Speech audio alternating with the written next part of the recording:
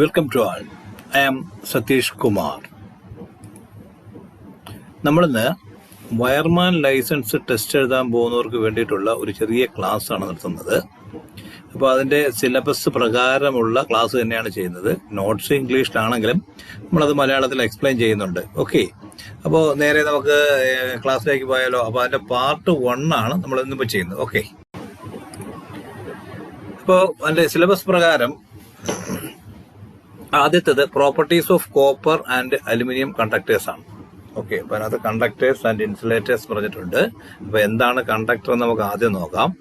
അത് കഴിഞ്ഞ് നമുക്ക് അടുത്ത വീഡിയോയിൽ ഇൻസുലേറ്ററിനെ കുറിച്ച് നോക്കാം.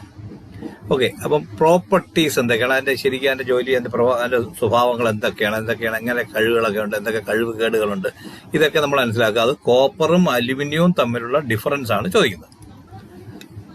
അപ്പോൾ ആദ്യം നമുക്ക് കണ്ടക്ടർ നോക്കാം. കണ്ടക്ടർ എന്ന് പറഞ്ഞാൽ എന്താണ്? A material which allows the flow of electricity easily is called a conductor. അപ്പോൾ ഏത് മെറ്റീരിയൽ ആയാലും ശരി, ഒരു മെറ്റീരിയല് ഇലക്ട്രിസിറ്റി അല്ലെങ്കിൽ ഇലക്ട്രോൺസിനെ അതിന്റെ ഫ്ലോയെ ഈസി ആയിട്ട് അലോ ചെയ്യുന്ന സാധനങ്ങളെയാണ് നമ്മൾ എന്താ പറയുന്നത്, കണ്ടക്ടർ എന്ന് പറയുന്നത്. ഓക്കെ, അപ്പൊ നമുക്ക് എന്തായാലും എക്സാമ്പിൾസ് കാണുമായിരിക്കല്ലോ അല്ലേ? എക്സാമ്പിൾസ് നമുക്ക് കുറേ ഉണ്ട്. എന്നാലും എന്താണ്, copper, aluminium, iron, silver, brass, അങ്ങനെ അല്ലേ? ചെമ്പുണ്ട്, അലുമിനിയം ഉണ്ട്, ഇരുമ്പുണ്ട്, വെള്ളിയുണ്ട്, പിത്തളയുണ്ട് അല്ലേ? അങ്ങനെ ഇതെല്ലാം നമുക്കുണ്ട്. അപ്പൊ ഇതെല്ലാം നമുക്കുണ്ടാവും. ഓക്കെ, അങ്ങനെയാണെങ്കിൽ ഇനി ബാക്കിയുള്ള പ്രോപ്പർട്ടീസ് എന്തൊക്കെയാണ് നമുക്ക് നോക്കാം. ഈ copper and aluminium have A several differences. ഒരുപാട് ഡിഫറൻസുകളുണ്ട്, ഒരുപാട് എന്താണ് ഒരേപോലത്തെ പ്രോപ്പർട്ടീസും ഉണ്ട്. ഓക്കെ, അപ്പൊ രണ്ടും നമ്മൾ ഇതിനകത്ത് തന്നെ ഒരേപോലെ ചെയ്ത് പോവാം. അപ്പൊ ആദ്യം നമുക്ക് കോപ്പറിനെ നോക്കാം. ഈ copper is reddish in colour and more costly but has higher conductivity and tensile strength than aluminium. അപ്പോ കോപ്പർ എന്ന് പറയുന്നത് ഒരു ഏകദേശം റെഡിഷ് കളർ, ചുവപ്പ് പോലത്തെ കളറാണ്. നമുക്കെല്ലാം അറിയാവുന്നതാണ് അല്ലേ? നമ്മൾ വയറൊക്കെ കണ്ടിട്ടുള്ളവരാണ്. ഓക്കെ, അതിനകത്തൊരു റെഡിഷ് കളറാണ്. പിന്നെ എന്താണ് വില? എന്താണ് അലുമിനിയത്തിനെ അപേക്ഷിച്ച് കൂടുതലാണ്. പിന്നെന്താണ് കണ്ടക്ടിവിറ്റി എന്ന് പറഞ്ഞാൽ ഇലക്ട്രിസിറ്റി നമ്മൾ നേരത്തെ പറഞ്ഞു. കണ്ടക്ടർ എന്താണ്? അപ്പം കണ്ടക്ടിവിറ്റി മറ്റേ ഇലക്ട്രിസിറ്റിയെ കടത്തിവിടാനുള്ള കഴിവ് മറ്റേ അലുമിനിയത്തിനെ അപേക്ഷിച്ച് കൂടുതലാണ്. അതുപോലെ ടെൻസൈൽ സ്ട്രെങ്തും എന്താണ് ഇതിനെ എന്താണ് അലുമിനിയത്തിനേക്കാളും കൂടുതലാണ്. അതായത് നമുക്ക് കപ്പാസിറ്റി കുറച്ച് കൂടുതൽ കിട്ടും. ഓക്കെ, അടുത്തതോ it's conductivity is near by 100. എന്നാൽ പൂർണ്ണമായിട്ടും 100% നമുക്ക് ഒരിക്കലും പറയാൻ പറ്റത്തില്ല. എല്ലാ സാധനത്തിലും ഒരു റെസിസ്റ്റൻസ് ഉണ്ടാവും, അതായത് ഒരു ചെറിയ വോൾട്ടേജ് ഡ്രോപ്പ് സംഭവിക്കും. അപ്പം നിയർ ബൈ 100% എന്നേ പറയാൻ പറ്റുള്ളൂ. ഓക്കെ, എന്തായാലും അലുമിനിയത്തിനേക്കാളും കുറച്ച് നല്ല രീതിയിൽ വ്യത്യാസമുണ്ട്. അപ്പൊ അലുമിനിയത്തെ ഇതിനെ സംബന്ധിച്ച് അപേക്ഷിച്ച് എത്രയുണ്ടെന്നുള്ളത് നമുക്ക് അടുത്ത സ്ലോട്ടിൽ നോക്കാം.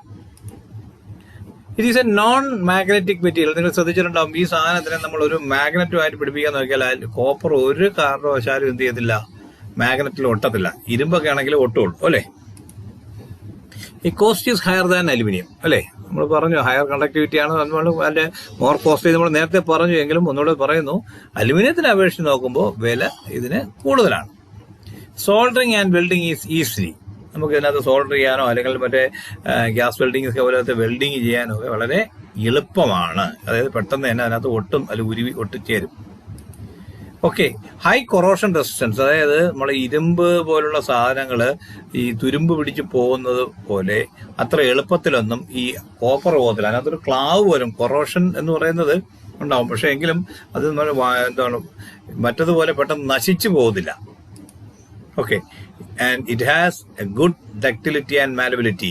ഇതിനെ നമുക്ക് അടിച്ചു പരത്താനോ വലിച്ചു നീട്ടാനോ ഒക്കെ ഉള്ള കഴിവുണ്ട് അതിനകത്ത്. അതുകൊണ്ടാണ് നമ്മൾ നമ്മൾ ചില യൂട്യൂബ് വീഡിയോസ് ഒക്കെ കണ്ടാൽ അറിയാം, വലിയ കോപ്പറുകളെ, വലിയ പീസുകളെ, ബാറുകളെയാണ് മിഷനകത്തൂടെ കടത്തിവിട്ട് നമ്മൾ വയറിങ്ങിനുള്ള വയറാക്കി പുറത്തു വരുന്നത്. അതിനകത്ത് ഇൻസ്റ്റന്റ് ചെയ്യുമ്പോൾ അപ്പൊ നമുക്ക് അടുത്ത് നോക്കാം. അലുമിനിയം എന്ന് പറയുന്നത് എന്താണ്? അത് സിൽവറിന്റെ, വെള്ളിയുടെ നിറമാണ്. Aluminium is in silver colour while both are non magnetic. നമ്മൾ നേരത്തെ ആദ്യമേ പറഞ്ഞു എന്താണ് കോപ്പറും അലുമിനിയത്തിനുള്ള ഒരേപോലത്തെ സവിശേഷതകൾ ഏതൊക്കെയാണെന്നുള്ളത്. Soldering and welding is difficult. നമുക്ക് അലുമിനിയത്തിൽ സോൾഡർ ചെയ്യാൻ പറ്റത്തില്ല, അത് വലിയ പാടാണ്. അതുപോലെ തന്നെ വെൽഡിങ്ങും അത് വലിയ പാടാണ്. It is cheaper than copper. വില വെച്ച് നോക്കുമ്പോൾ കോപ്പറിനേക്കാളും വളരെയധികം വില കുറവാണ്. It's conductivity is comparatively 75% than copper. എന്താണ് മറ്റേതിനെ അപേക്ഷിച്ച് നോക്കുമ്പോൾ 75% ഉള്ളൂ. മറ്റത് നിയർ ബൈ 100%, അതായത് ഏകദേശം 100% അടുത്തുണ്ടായിരുന്നു എങ്കിൽ ഇത് അതിനെ അപേക്ഷിച്ച് നോക്കുമ്പോൾ 75% അതുമായിട്ട് കമ്പാരിറ്റ് ചെയ്യുമ്പോൾ താരതമ്യം ചെയ്യുമ്പോൾ കിട്ടുന്നുള്ളൂ. It has high contract resistance അല്ലേ, അതിനകത്ത് എന്താണ് ഹൈ കോൺട്രാക്ട് ആയിട്ടുള്ള എന്താണ് റെസിസ്റ്റൻസ് ഉണ്ടാവും എന്ന് പറഞ്ഞാൽ എന്താണ്, ഇവിടെ കണക്ഷൻ കൊടുക്കുന്ന സ്ഥലത്തുള്ള നല്ല കോൺട്രാക്ട് റെസിസ്റ്റൻസ് ഹൈ ആണ്. ഇനി ഹൈ കൊറോഷൻ റെസിസ്റ്റൻസ് നമ്മൾ കണ്ടിട്ടുണ്ടാകും. കോപ്പർ ക്ലാവ് പിടിച്ചാൽ പോലും ചില അലുമിനിയം ക്ലാവ് പിടിക്കുന്നത് മറ്റേതിനെ അപേക്ഷിച്ച് വളരെ പതുക്കെയാണ്. It has good ductility and malleability. മറ്റത് പറഞ്ഞ പോലെ തന്നെ അലുമിനിയത്തിനെ പോലെ തന്നെ വലിച്ചു നീട്ടാനോ അടിച്ചു പരത്താനോ ഇല്ല. ഓക്കെ, അപ്പോൾ ഏകദേശം ഒരു ഫസ്റ്റ് പാർട്ട് കിട്ടി. ഈ പാർട്ട് 2 നമുക്ക് കണ്ടക്ടറിനെ കുറിച്ച് പഠിക്കാം. അപ്പോൾ നെക്സ്റ്റ് വീഡിയോയിൽ കാണാം. Thank you.